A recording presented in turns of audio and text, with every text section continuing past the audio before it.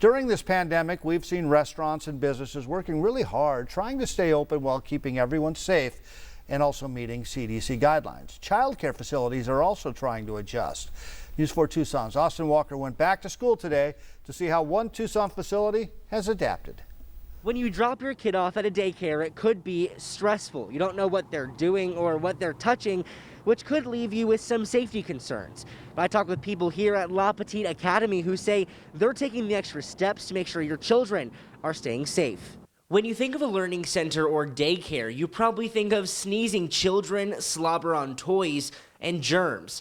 But at La Petite Academy, this is certainly not the case. So we have a bunch of additional safety protocols that we've introduced. Amid the pandemic, John Aitken, the director manager for La Petite Academy, says they've changed their protocol. No visitors are allowed into the back half of the school. We keep all visitors into the common area, so right here.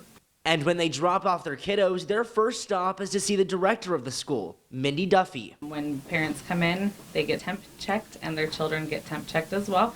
We do an overall well care type of check with them. But all this wouldn't have been possible without the funding from the state. The enrichment scholarships are scholarships that are 100% paid for essential personnel. The state of Arizona, if you meet certain qualifications, you will get a scholarship.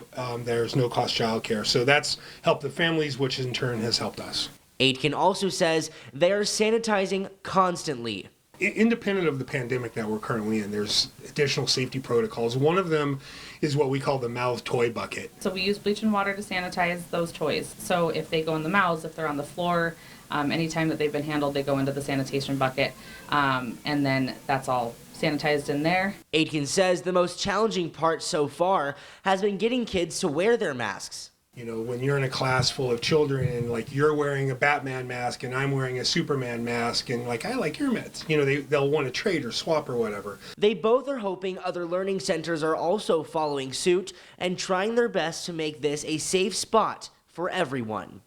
They also tell us that they are changing and adapting as new guidelines become available from the CDC.